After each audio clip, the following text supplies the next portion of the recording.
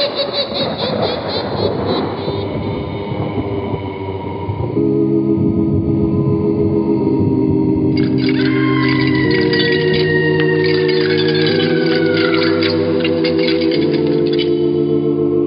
Mysterious Old Radio Listening Society podcast.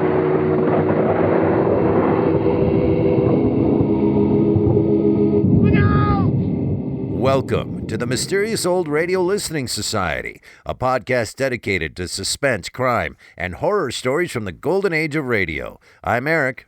I'm Tim. And I'm Joshua. We love mysterious old-time radio stories, but do they stand the test of time? That's what we're here to find out. Today we return to the listener library for a suggestion from our mysterious listener Keara. Keara writes, "Have you heard The Thing in the Window from Suspense? It's by Lucille Fletcher, and I think it's pretty interesting." Suspense, radio's outstanding theater of thrills, premiered June 16, 1942, with an adaptation of John Dixon Carr's famous locked room mystery, The Burning Court. Carr adapted the novel himself and provided all but one of the scripts for the program's debut season. The exception was Episode 4, The Hitchhiker, by the one and only Lucille Fletcher. In 1943, the network commissioned Fletcher to write two more plays for Suspense, The Diary of Sophronia Winters and Sorry Wrong Number, both of which starred Mercury Theater alum Agnes Moorehead. The latter became a runaway hit, inspiring a film adaptation starring Barbara Stanwyck and forever cementing Fletcher's reputation as a writer of edge-of-your-seat thrillers. Today's play, The Thing in the Window, was Fletcher's ninth and final script for Suspense. It was produced twice on the series, once in 1946 starring Joseph Cotten, and again in 1949 starring Robert Montgomery. For today's episode, I chose the original production for reasons we'll discuss later. For now, let's listen to The Thing in the Window from Suspense. First broadcast December 9th, 1946. It's late at night and a chill has set in. You're alone and the only light you see is coming from an antique radio. Listen to the sounds coming from the speaker, listen to the music, and listen to the voices. Yes, Roma wines taste better because only Roma selects from the world's greatest wine reserves for your pleasure. And now, Roma Wines, R-O-M-A, Roma Wines present Suspense. Tonight, Roma Wines bring you Mr. Joseph Cotten in The Thing in the Window, a suspense play produced, edited, and directed for Roma Wines by William Spear. Suspense, radio's outstanding theater of thrills, is presented for your enjoyment by Roma Wines. That's R-O-M-A, Roma Wines. Those better-tasting California wines enjoyed by more Americans than any other wine. For friendly entertaining, for delightful dining.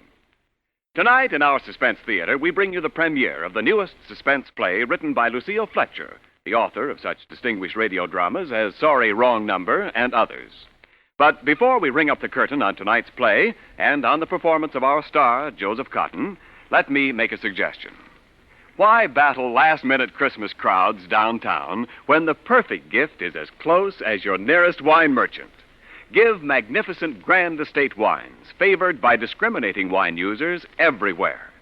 From a single assorted case of Grand Estate wines, you can make several distinctive gifts and provide Grand Estate wines for your own holiday dining and entertaining, too. To give or serve, America offers no finer wines than Grand Estate. For Grand Estate wines, presented by Roma, America's greatest vintner, are limited bottlings born of choicest grapes, then slowly guided to rich taste luxury by ancient Roma skill and America's finest winemaking resources. This Christmas, for good giving, for good living, offer all 5 Grand Estate California wines. When entertaining, serve medium sherry, ruby port, or golden muscatel. For gracious dining, Burgundy or Sauterne. Say your Merry Christmas smartly with Grand Estate wines, the crowning achievement of vintner skill. Yes, right now a glassful would be very pleasant as Roma Wines bring you Mr. Joseph Cotten as Martin Ames in The Thing in the Window, a tale well calculated to keep you in suspense.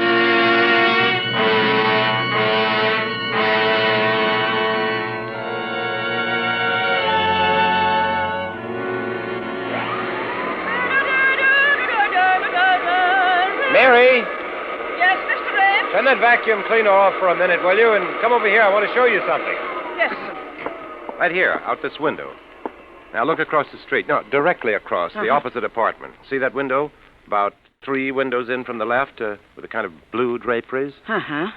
There's someone sitting there in a chair. He hasn't moved all night. I think he must be dead. Dead?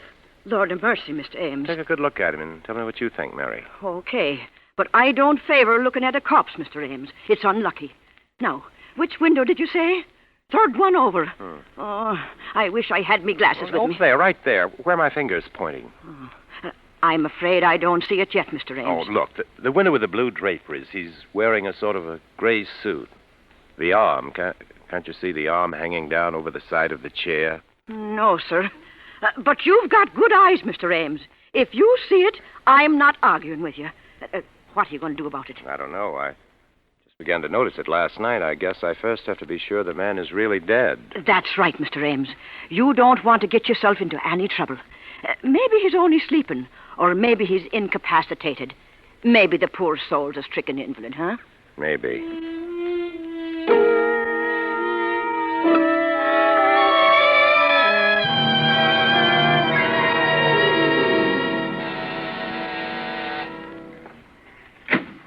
Yes? Hello, I'm Martin Ames.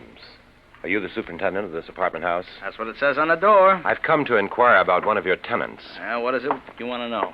I live across the street, and, well, I'll be frank with you, sir. I've been looking out of my window across to this building now for 2.5 days, and there seems to be someone dead in one of the windows. Yeah? Which window? It's the 10th floor. I've counted up from the street, and it's 10 stories up. There's a window with blue draperies about 3 windows in from the left, facing toward me, that is, and there's a man sitting there, slumped down in a chair. Just a minute. I'll get out my chart. 10th floor up from the street, huh? Well, it's really the 9th floor. The lobby counts 1. We got 2 apartments there along the front of the house. It's in the front, yeah? That's right. Now. 3 windows in from the left. That'd be 9B, a 4-room. Oh, that couldn't be right. 9B is 2 ladies. You say this is a man? Yes, the face isn't clearly visible. The head slumped forward. But he's wearing a gray suit, and he's sitting in a high wing-back chair. I don't place him. Well, maybe he doesn't belong in the house. Maybe he was visiting somebody. As I say, this is all conjecture, of course. He may not be dead, but I've watched him a good deal. I'm home a lot in the daytime. My profession, the stage, doesn't take up too much of my time, and well, it looks mighty suspicious. Okay, I'll check on it. Don't mind if I stick around? Oh, no, sit down. I'll give 9B a ring first on the house phone.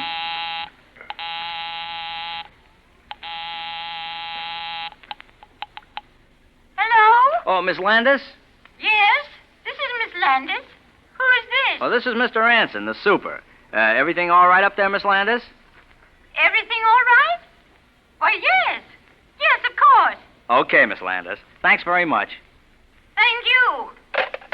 Well, that's that. No soap on 9B.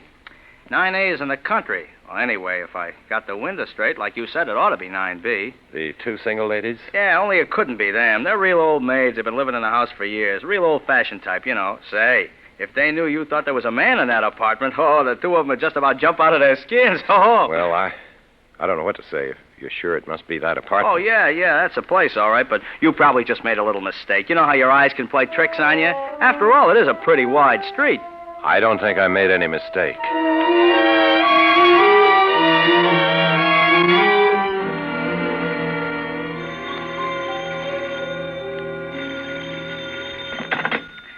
Anson speaking. Oh, hello, Mr. Hanson. This is Mr. Ames. Again? It's not there. But, Mr. Hanson... I checked up on the 2 apartments this morning. 9A is back from the country. Everybody's okay. And 9B is out walking the dog. No dead bodies in the whole place. But I can see it. It's still there. Okay, just where? Will you just tell me where? In the same window. The one you said was 9B. Have you gone inside 9B? No, but I asked them if anybody was sick or dead, and they said no. You asked them? Well, why don't you search that apartment? What do you mean, break in while they're out? No, search it while they're there. Ring the bell, walk in, and do it. Yeah, not without a search warrant from the police. These apartments, don't belong to me. I just take care of the building for the company. Then let's call the police. Oh, not me, mister. I didn't see no dead body up there. Then I will. After all, somebody's got to do something.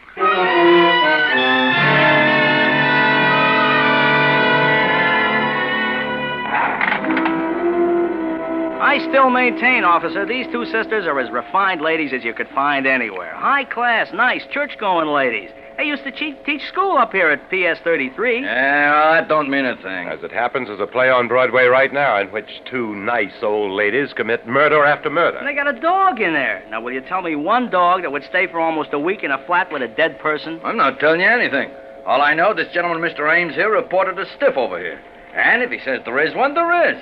Until it's proved different. Right, Mr. Ames? Well, I keep seeing the thing day in and day out. I'm not working at the moment and being home so much. None of the other neighbors have complained. Dead bodies ain't exactly... Oh. It's, right this way, please. I hope they're home. If they ain't home, you got a pass key, haven't you? Well, yeah, we're not supposed to use it, though, unless for an emergency. This is an emergency. That dog bite? Sometimes. Sit down, Buster. Sit down. Yes?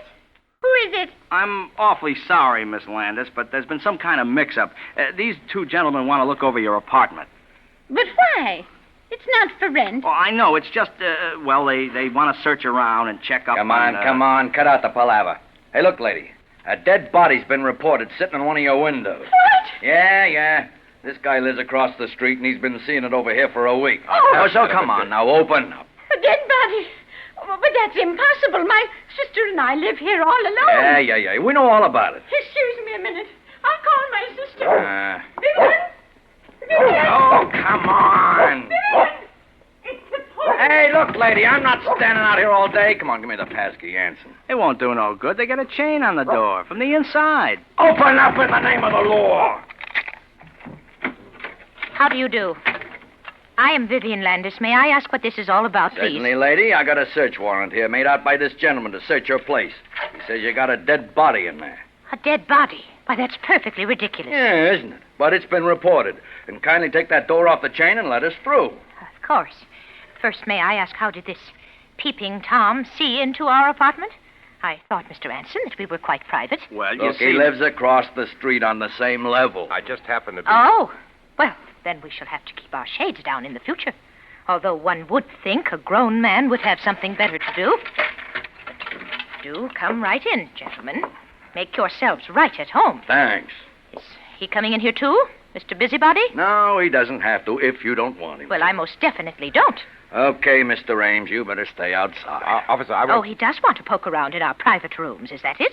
Maybe he had some ulterior motive in worming his way in. Maybe he's come to get the lay of the land, and so he can break in someday to rob us. Okay, he's not coming in. Now, let's take a look at your window, lady.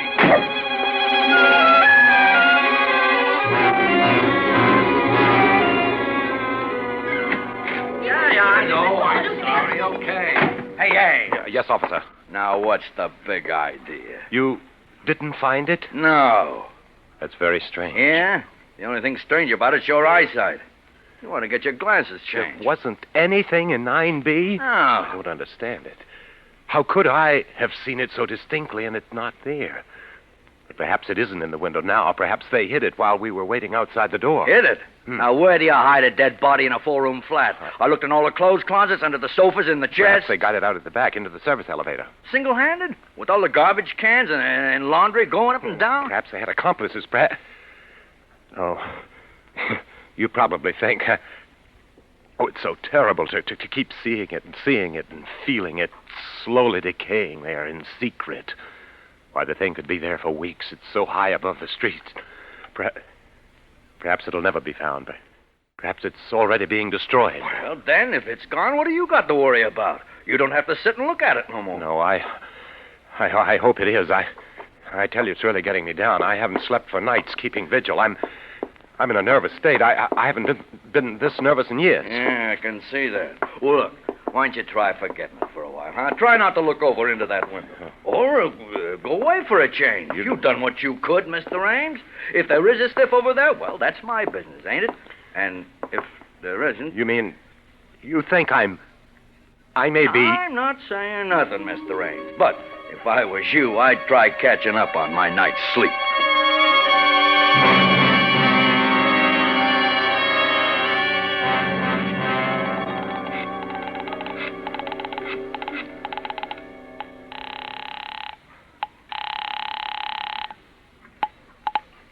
Hello? Miss Landis, I'm sorry to disturb you at this time of night, but I'm desperate. I haven't anywhere else to turn. What? Who is this? This is Mr. Ames, Martin Ames, your neighbor, the one across the street. I was in your apartment yesterday morning with the police, or rather, I was almost in your apartment. Your sister wouldn't let me in.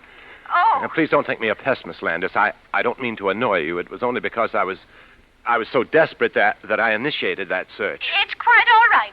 Goodbye. No. Please don't hang up, because it's worse now than it ever was. Miss Landis, I've been sitting here opposite your apartment, staring into your windows, and I'm only asking you to help me, Miss Landis. Help me just a little. Help you? It's still there, Miss Landis. What is still there?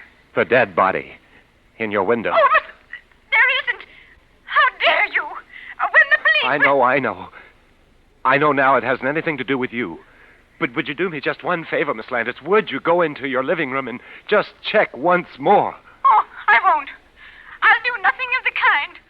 You're out of your mind. Oh, perhaps I am, Miss Landis. That's what I'm trying to find out. Then perhaps your sister Vivian would help me. She's not at home. Oh, Lord. And anyway, I don't see how you can see in. I pulled the shades down in there yesterday morning. I know. They're all down still. Well, then how can you see? I can't. At least not the actual body. It's just a silhouette. I'm not maligning you or your sister, Miss Landis. If there's someone dead in there, it's not you who are doing it. But think of me. If you could just be here and look over there and see the shadow of those quiet fingers, that shoulder, that head. Oh, please! Stop it! Stop it! It's not here! It isn't! Tell me just one thing, Miss Landis. There is a chair by that window, though, isn't there? Yes. There's a chair. A high-backed wing chair. Mm-hmm. And have you anything on it? Anything piled up? I mean, like curtains or cushions, a dressmaker's dummy, or... Oh, of course not. Or do you have a plant in the window in front of it, some kind of a odd table, anything that would cast a shadow like a man's head slumped forward or an arm hanging limp? No. There's nothing. Nothing but the chair. Then would you do me just one more favor, Miss Landis? Please, and as an experiment, would you just go into the living room and move that chair from the window, please? If I do it, will you stop pestering us? Yes. Will you let us alone forever? Yes, if it works. If it works? What do you mean? Do you mean... I can't tell, Miss Landis, until you move the chair. Oh, all right.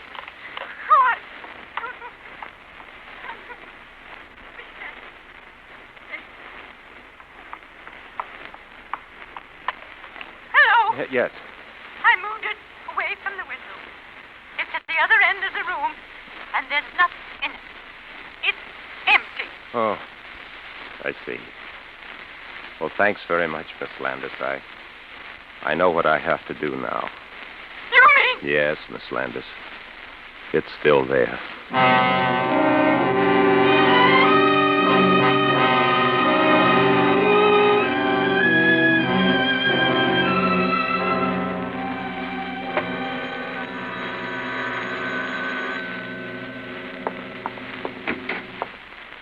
Miss Landis. Where is it? I want to see it at once.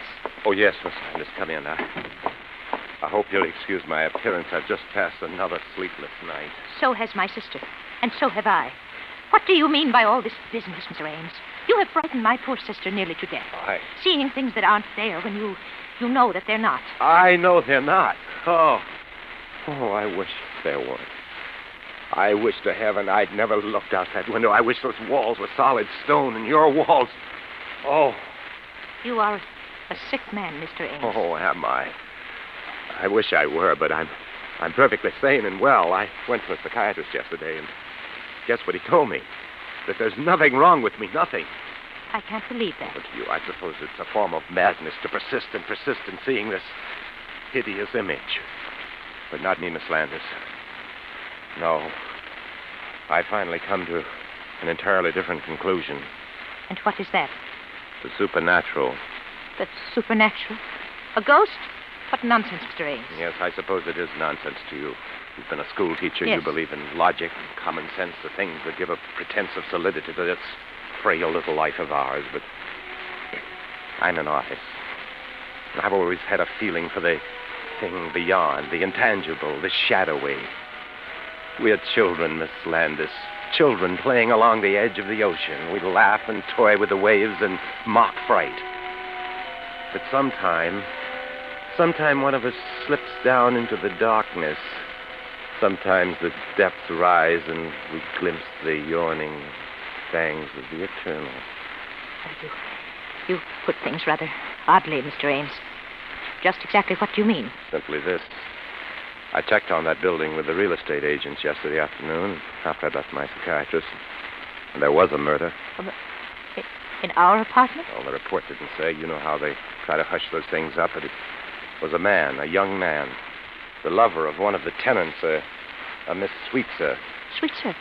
Why, that's the name of the people who lived there before us. Oh. They were an elderly couple, Mr. and Mrs. Sweetser. I never saw any Miss Sweetser. She died. She was the daughter. She killed herself afterwards by jumping out one of the windows. Oh, perfectly awful. Rather a ghastly coincidence, isn't it? Was it out our window? Who knows? She must have been a very neurotic person, though, this Miss Sweetser. Half-crazed almost with love or jealousy. I checked on the details in an old newspaper. Oh. She cut his throat, nearly decapitated him. It said that when they lifted his body out of the chair later, his head almost rolled. Excuse me. Mr. Ames, I'd rather not hear. I still can't believe it. If there is something, if there could possibly be something, why haven't we seen it too? Why should you Haven't you seen it, Miss Landis? No. You sure? Never? Perhaps in the middle of the night, getting up and passing that room, seeing that chair outlined against the window, just in passing, perhaps?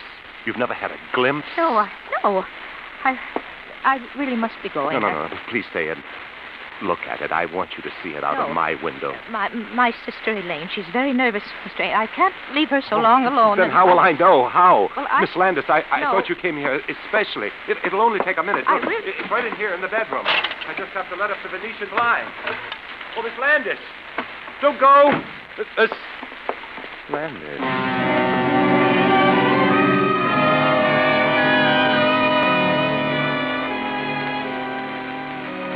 Hello. Oh, hello, Sergeant. This is Ames, Martin Ames. I just called to let you know. I think you're right about that good night's sleep. Yes, I'm going away tomorrow for a long rest, shutting up my apartment. Yes, I'm all tied up in knots. I don't know what to think. Oh, they did. Yes, I saw the moving van in front of the house, but I didn't know it was those sisters. Couldn't take it, huh? Well, I can't take it much longer myself.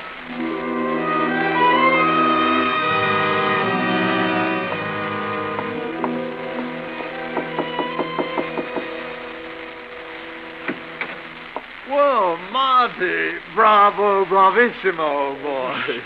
Not so loud. Why all the mystery? Superintendent doesn't like me. I should think he wouldn't like you grabbing this beautiful apartment right from under his nose. He probably had it promised to a friend. But you've got it now, Ronald, just as I said. Oh, so I have, old boy, so I have. And it's beautiful. You know I'm crazy about it. Marty, you've outdone yourself. You've been more than generous. Oh, think nothing of it, Ronald. I'm glad to do it for such a distinguished colleague.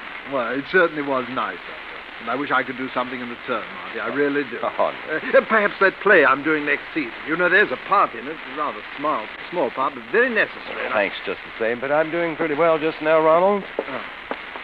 Well, I don't know how you found it, Marty. In his housing shortage.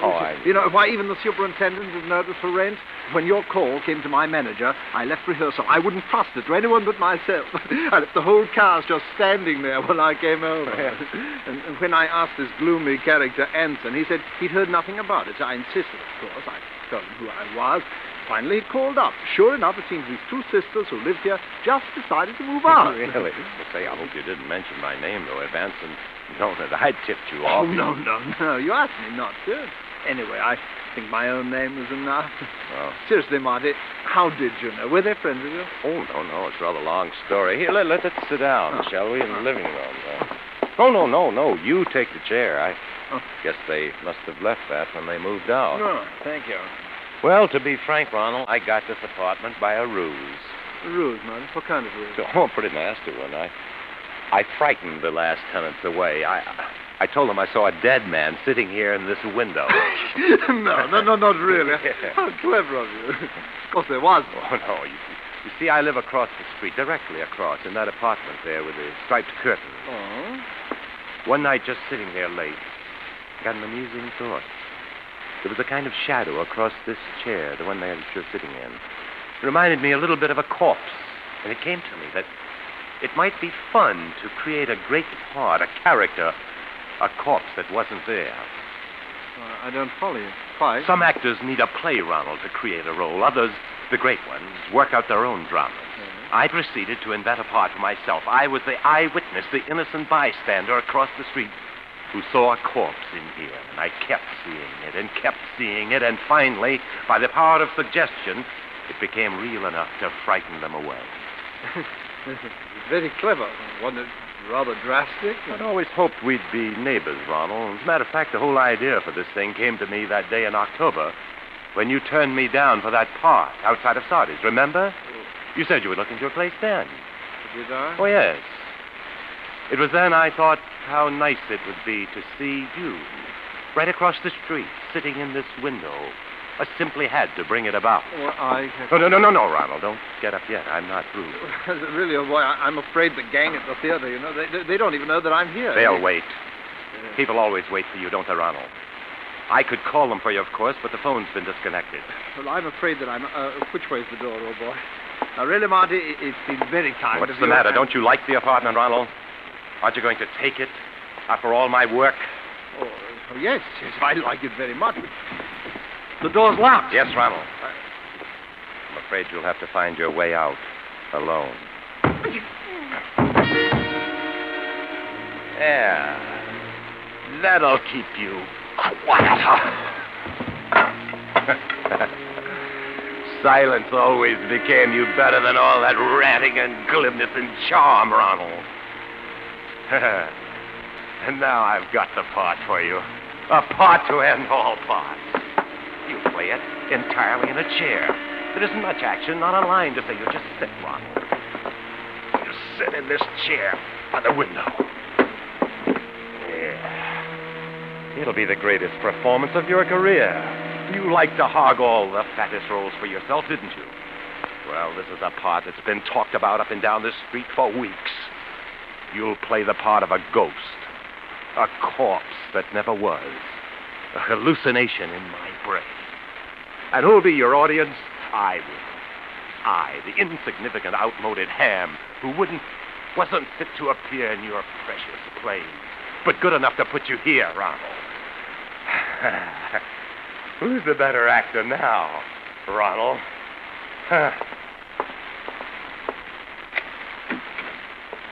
Goodbye, Ronald. See you across the street.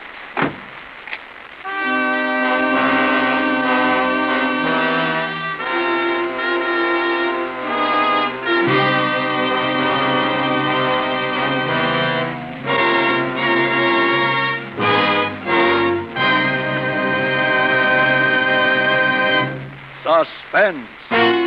Presented by Roma Wines, R-O-M-A, Roma, America's favorite wine. And now this is Ken Niles with a curtain call for the star of tonight's play, that perennial suspense favorite, Joseph Cotton. Joe, tonight marks your 7th appearance on Suspense in less than 3 years, making you our all-time champion guest. No cotton shortage on Suspense, Ken. And no shortage of suspense when Cotton's on hand either.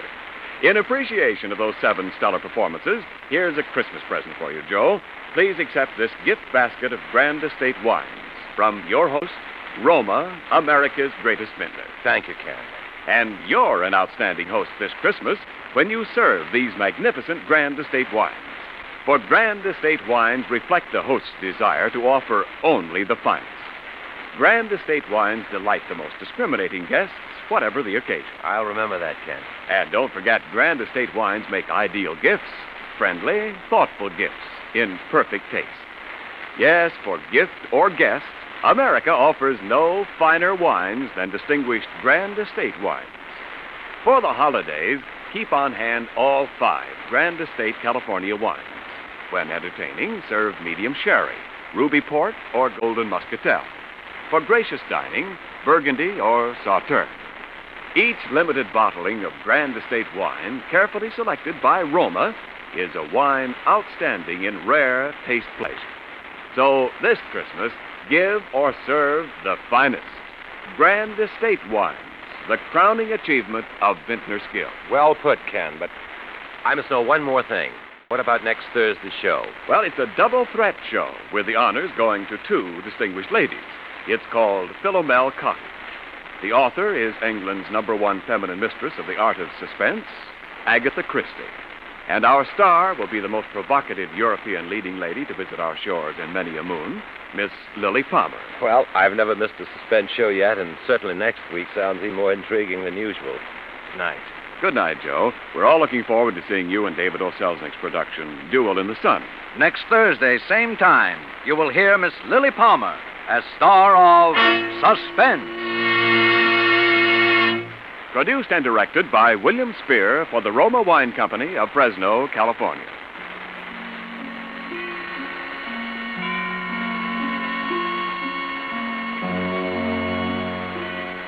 Stay tuned for the thrilling adventures of the FBI in peace and war, following immediately over most of these stations. This is CBS, the Columbia Broadcasting System.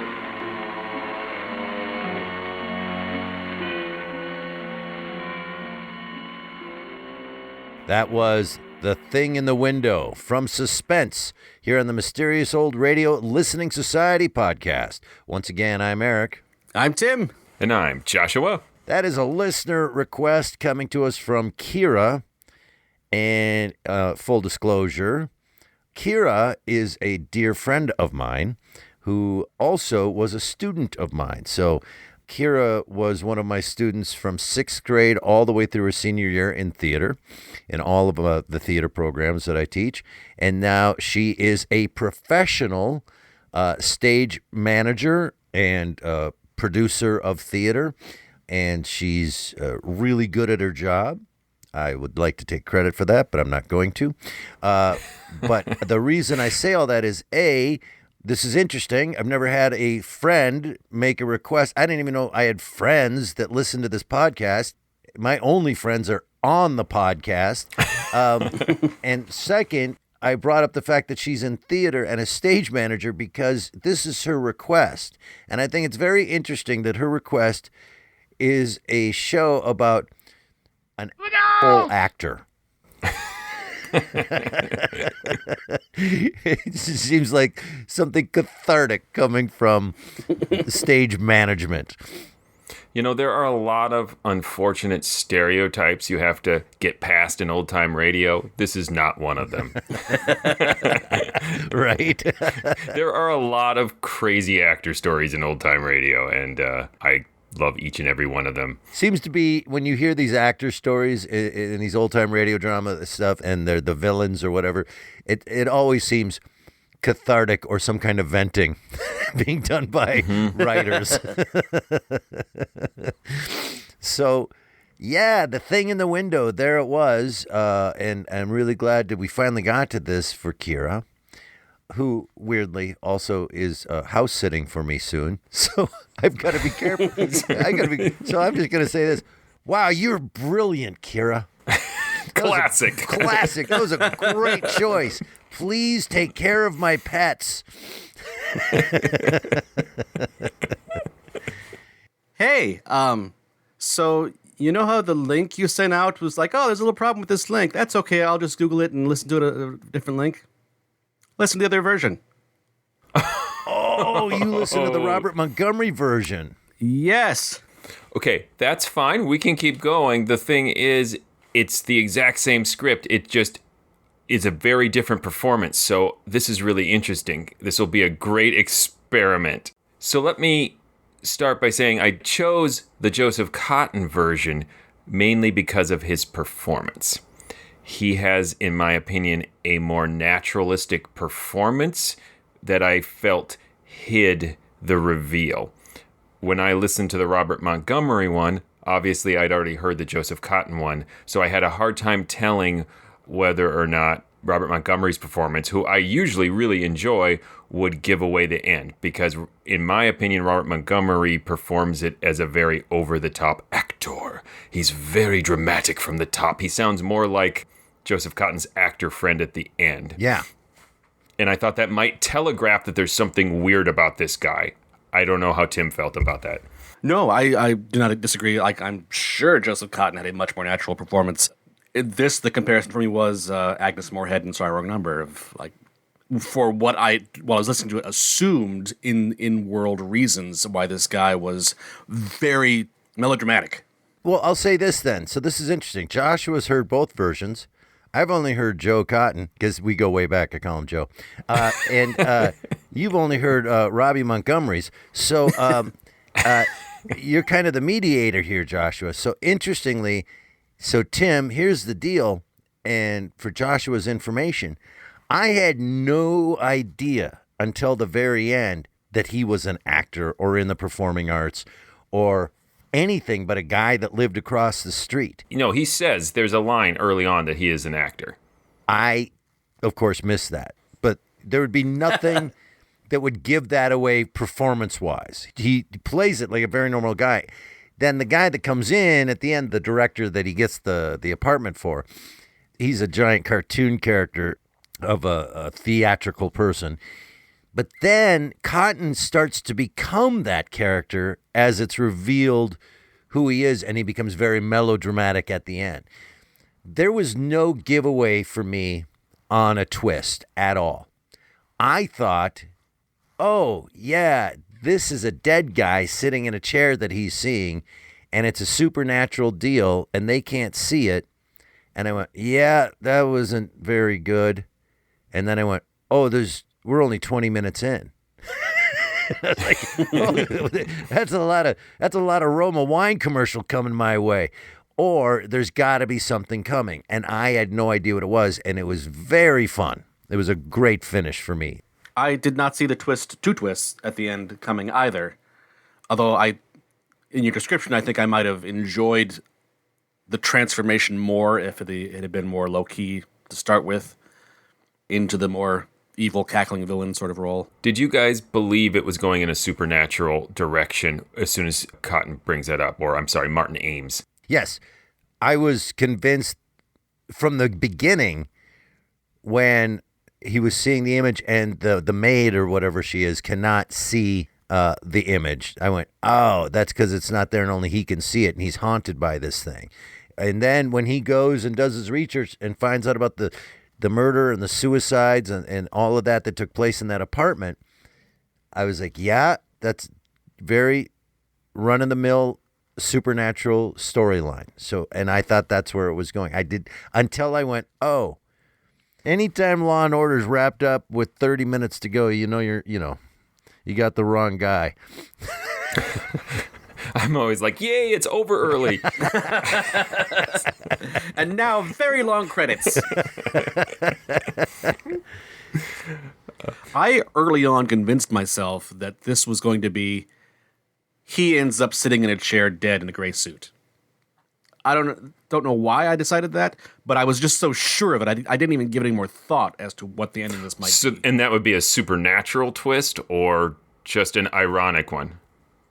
Yes, not a ghost, but like a sort of vision of his own demise future. Right. That crossed my mind at one point that could very well be, but none of the things that I thought might happen were, I got a great way to get an apartment. And then, no, it's not about getting an apartment for my buddy. It's about revenge for not getting cast. Which, again, God, actors. I was, for a lot of this, not enjoying it. Not because it's not good, but because like one of my dirty little secrets is like, I don't really like Rear Window. I don't like stories of people just staring at each other across the street. Well, what other purely stories? aesthetic. Wait. I don't like stories other than Rear Window. Start listing them. The Thing in the Window. There's lots of these. I think it is. It might be more of a dynamic that if I lived in a really big city where we were wall-to-wall people, and like if I look out my window, I'm gonna see somebody's apartment. But as it is, it just seems weird. Like the logic starts to eat at me of like, and I understand now when I got to the end, I enjoyed it because it wasn't what I thought it was. Because I thought, like, why don't you just bring the cop into your window, look at their window, and now I know why they didn't do that. So I enjoyed the twist at the end a lot, and after it was over, going back and thinking on it, I enjoyed it more of what a sort of ingenious alibi this is, or would have been if he hadn't got caught at the last minute. I want to delve more into the psychological analysis of Tim and his hatred of people looking in other people's windows. Like, that's not a story. That's just being weird. That's just what horrible people do. Just yelling at Jimmy Stewart. You're just being weird. I'm going to try to understand Tim. And I can relate in that these are stories that literally shrink the storytelling down to the size of a window. It sort of limits the canvas of storytelling. Often it takes place in a room looking across, because I can't name them either, but there have been tons of movies that aren't directly a rip-off of Rear Window, but use that trope. But there's one out right now, like with Amy Adams, right? Amy Adams being weird looking at a window. That, and I've never seen the musical Rent, but I assume that's what it's about. Yes. It's interesting that we bring up Rear Window, because one of the things that I think is ingenious about her script is that she takes us through a number of different narrative conventions in an attempt to convince you that's what the story's going to be, and then moves to the side, and it feels like an aha, this is what the story is, and then it's not. We move from Rear Window, which this was made before the movie Rear Window, so whether or not she was actually influenced by It Had to Be Murder, which was the short story that Rear Window is based on, which had already been published and was actually quite popular and might be something that a suspense or crime writer like Lucille Fletcher would have read. But regardless, we now recognize it after the fact, and I think we all thought of Rear Window when we started listening to this. But then once they call the ladies next door, it becomes this Arsenic and Old Lace story. They even mention it directly. Well, I think that play is going on Broadway right now. And so you settle in as a listener and go, that's where we're going. Interesting. And then we switch to Supernatural. And because Lucille Fletcher has a history of writing supernatural stories, The Hitchhiker mainly, and Suspense will occasionally go that direction, you go, oh, maybe. So I think the level of misdirection in like the first 20 minutes of the story is pretty impressive. Yeah, I forgot to mention that misdirection of thinking, oh, maybe it's these two old ladies who have killed a guy and are hiding him. And they act very suspicious a lot in their phone call conversations. So, yeah, you're right, Joshua. That's a really good point. It takes you down a lot of paths and gives you a lot of possible places where it's going, and none of them were guessed. And it's interesting that we are kept completely outside of Martin Ames' head. He's sympathetic. I mean, at least in the Joseph Cotton one, I think. So you believe him and feel for him when he's distressed about seeing this body, but we really know nothing about him other than he is an actor. And that line is pretty funny. I'm home a lot. My profession, the stage, doesn't take up much of my time. Right. What he means is, I'm unemployed. I work on the stage. But I thought it was interesting because I think, maybe I'm wrong, at the time, Lucille Fletcher is disguising the clue, which is the only clue about this twist, the fact that he's an actor, in an explanation of why he's home all the time, which I would guess a modern listener wouldn't need that explanation. Like, right, people work from home, or they have two jobs, or they work the night shift, but I think a man in 1946 who's home all the time looking out his window is weird. I'm going to compare this to The Ghost that we listened to a little while ago from The Key. The end of the Ghost, I don't know if you recall, but it was, what's the simplest answer? And in that case, it was a ghost is the simplest answer. And in this case, the simplest answer is he's lying. it's the only answer that makes sense outside of it's a ghost. Yeah, and it's interesting because we're in this convoluted genre that we willingly enter into when we listen to suspense, so we throw away the simplest idea. Yeah. What kind of story could you make out of he was lying the whole time? That would be really disappointing, except it's not in this scenario. Right. Mainly because we know so little about him. Revealing his motive at the end is a climax. It's the big twist. And usually in a crime story where we're supposed to sympathize with the criminal, we learn a lot about their life and their motivation at the beginning, which helps us follow their path into this criminal activity. It's also an interesting structure of where the break is. Of like, he's got this old woman in his house. He's trying to like, no, come look in the window. Come with me. Come in the bedroom, which is, I understand why she's like, no, I'm not going into your bedroom, weirdo. I just wagged my finger. I can vouch for that. He did wag. But it breaks suddenly. The narrative does. And it's like, what happened? Did he just kill her? So you lose your footing there for a second. You have to regain of like, all right, they moved out and right. He's moved in or he's found it for his friend. And it moves out of this very tight little confined narrative to have to sort of jump over a pit to some new tight confined narrative. I'm just spitballing here.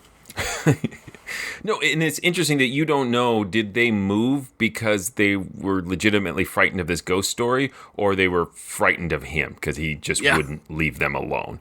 And it doesn't directly answer that. I suspect, based on the characters themselves, that they just said, screw this, I'm going to move somewhere else. I would say that they believe the haunting. They seem skittish, and their personalities were written and performed in such a way that I found the answer to be they believed that they had a ghost in their house, and then they believed the man across the street. Not that it matters. That argument is, who cares? It doesn't matter why they moved, but I was led to believe that it worked on that level, not on the annoyance level. As I was saying a little earlier, that I just love to think about when the police come, if it had worked as it was supposed to. Say, oh my, there's this guy dead in this chair like that guy said. He's likely to be the murderer, but maybe what motive would he have? He knew the guy. It would be so weird to do what he did. It's so outlandish. It couldn't possibly be him. The plan is just too nuts. See, I had a totally different interpretation of the ending, and that's interesting to me, is I interpreted it as Ames had just snapped. I don't see this creating any kind of alibi for him. It's going to be very clear when they figure out, oh, this is a friend of his. He knows this guy. He didn't cast him in a play. And he wants the attention. He wants to be shown. I pulled off this impressive impromptu play called The Thing in the Window, and I made it real. That's basically how I interpreted his final monologue. I agree with Joshua 100%. I think that this whole thing wasn't thought out to the point of, and how do I get away with it? The thought process ends right before there, because the motivation is, I'm going to do something extremely grand for revenge. And would probably, not that we see or hear it in this, but probably would walk right out of that apartment and start telling people, guess what I did? This huge plan. I don't follow that logic, though, of why he would start doing it in the first place unless... Because he didn't cast him in a show, and he wanted to get revenge on him, and so consequently... So he would give him an apartment? He mentions to him when he's casting him that he's looking for an apartment. He comes up with this idea. It's all about, as he says, this gigantic performance piece. It's performance art to show him what a great actor he is. I convinced you. I convinced these neighbor ladies. I convinced everybody about all of these different things. You believed me that I liked you well enough to get you an apartment, and now I'm going to kill you and put you in that chair. It's all a play. It's all just a performance piece. Oh, you were saying that everything as it was, except for he wouldn't actually kill him. He was just going to pretend. No. He'll kill him. Then that was what I was saying, that this whole thing was a plan that would end with, and then I murder him. I interpreted that he killed him in that scuffle. Yeah. So even if it wasn't a ahead of time plan, the idea of how it would actually play out delighted me. And that's what I was saying. I think that he wanted so much for people to recognize the beauty of this whole thing, that he would walk out after killing him, putting him in the chair, out of the apartment, and just start telling people, look at this amazing performance piece I just put on. It wasn't about getting away with it. It was about getting recognition for this brilliant thing where he got revenge. Does that make sense? Yes, I still think for me he was ultimately going to have, because he talked about how it's a little curtains with frame and a theater, he was going to be able to go back to his apartment and look out his window and see the show he wanted to see. Yeah, and I think that's what he's going to do, is go sit down there because he says, I'll see you across the street. Right. I just think whether he sits there and waits for the super to come into that building to clean it before showing it to the next tenants, and he watches it unfold from there, or whether he gets on the phone and calls the cops so that he can point out and say, see, I was right. Right. Yes, it's all part of the theatrical victory. Yeah, I don't think he had any intent of getting away with it. But I would think, had they not walked in on him, he might have gotten away with it. Because it's so ridiculous. I know what you're saying. You're saying it's so set up and so ridiculous that no one would believe it. Yes. Maybe there is a difference between the two versions we listened to, because I don't recall anyone walking in on them at the end. Yes, the lady comes back in to get the pass key, and the super is like, we're going to go in and get the chair. We left that behind. And it just ends on that, we're about to go in and get the chair. Not in this version. There are differences. Yeah, that leads you down a different path when they give you that. Because, see, this is my bad. I did not listen through the entire version of the Robert Montgomery one. I listened to about two-thirds of it. A little my bad for not listening to the right version. But, mostly your bad for not listening to both versions all the way through. So it's interesting then, either Lucille Fletcher or the Suspense producer at the time when they did it a second time must have felt there needed more clarification or more of a sting on the episode. I liked it because it was a real quick second twist. Third twist, actually, because the first twist is there was no guy in the window. I just wanted to give my buddy an apartment. Second twist is, it wasn't to get a guy an apartment. It was to get revenge on this guy. And then the third twist would be that one. Yeah. Well, listeners, as well as Eric and I, have some homework to do to compare and contrast these two versions now. Well, that's fascinating. Well, there's also then that epilogue where, when he becomes a mime in the Robert Montgomery one. And then... one of the great radio scenes ever, the mime one. Well, I could really hear the invisible box. Well, should we send this to a vote? I just want to point out one other thing that I found entertaining about this version, and that is in the opening, when they are announcing that this is a premiere play by Lucille Fletcher, author of such distinguished radio dramas as Sorry, Wrong Number and Others.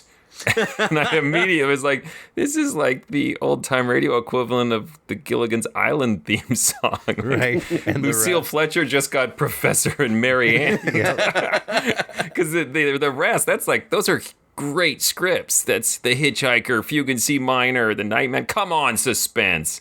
Others. It shows you how popular Sorry, Wrong Number was. I picked up on that myself. I said, really? You don't have an extra 8 seconds to mention a couple more? Okay. I'll send it to a vote, and I'll start. I really enjoyed it a lot. For all the reasons we discussed, in the sense that I didn't see any of it coming, but I had 9 different scenarios of what it could be, and none of them turned out to be what it was. Very enjoyable, and the twist got me, and then the double twist got me. And I do like that it isn't a murder that he's trying to get away with.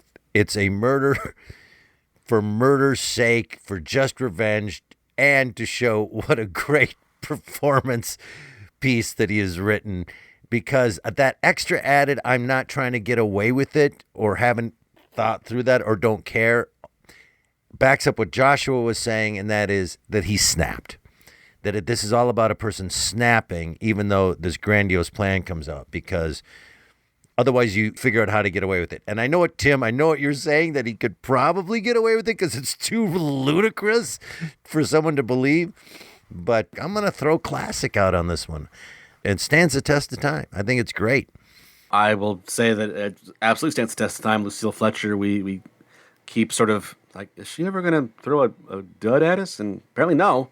I think it could have used maybe William Cotton in the main role. I think that would have helped. William Cotton, is that Joseph Cotton's brother? Oh, damn it! Joseph Cotton. Have you not heard William Cotton's version? It's phenomenal. That's the one I listened to. But yeah, my one complaint is that she chose to write a story in the these are people being weird genre that apparently I have a bias against. Oh, I think it stands the test of time for sure. I mean, there's lots to discover in this play. Clearly, that there's a second one that is different. In fact, and as Fletcher's final script for Suspense, it's of historical interest too. Is it a classic? Yes and no, and that I tend to think everything Lucille Fletcher writes is a classic, so it has some honorary status, but I just don't think it is the best of Lucille Fletcher, and that's probably unfair to this script. The irony, of course, is that not the best of Lucille Fletcher is still really, really good. So I'm not going to go for classic, but a great script, and now I really want to listen to the entirety of the second one. I'm all excited for the William Cotton one. All right, Tim, tell him stuff. Please go visit ghoulishdelights.com, home of this podcast. You'll find other episodes there. You will also be able to comment on episodes, vote in polls to let us know what you think of them. You'll be able to send us messages if you have requests that you'd like us to listen to.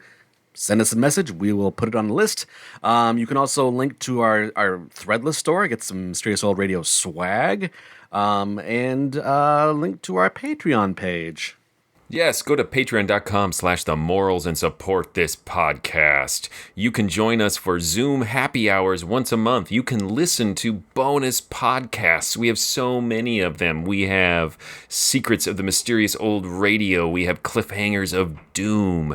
We just started doing an occasional Mysterious Old Radio Listening Society B-Sides podcast. For example, we are listening to an episode of Big Town, based on our Big Town side discussion in our episode talking about The Author and the Thing. So it gets really nerdy on the Patreon page. So if you like our podcast and want even more of it, go to patreon.com/themorals. And coming up on B-Sides, the William Cotton version of The Thing in the Window. Hi, I'm William Cotton. There's a guy in your window. If you'd like to see us perform live on stage, we do recreations and adaptations of old-time radio shows and a lot of original work as a theater company that does radio drama on the stage. Come and see us either live or online by going to ghoulishdelights.com to see our schedule of when we're performing and where we're performing and your ability to buy tickets to see us in person or to purchase a ticket to view us virtually online, our performances. Once again, go to ghoulishdelights.com or mysteriousolidradiolisteningsociety.com to see our monthly performances. I'd like to thank, before we end it here, Keara for sending us that request and also to wish her a happy birthday because the release date of this will be somewhere near her birthday, somewhere within a year. All right. So.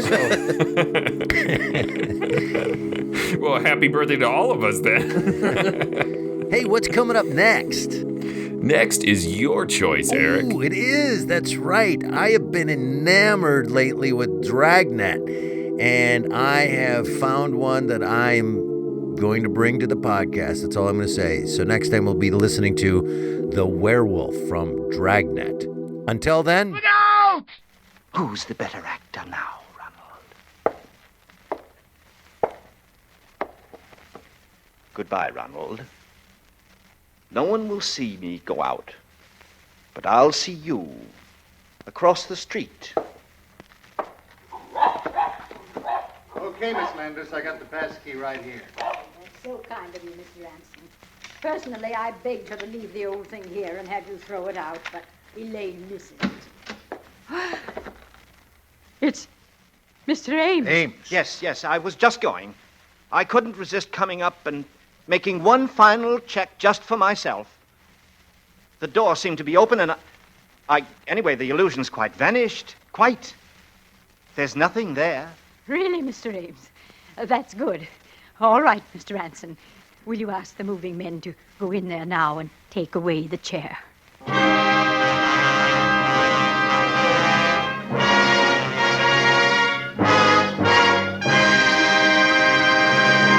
Maybe there is a difference between the two versions we listened to.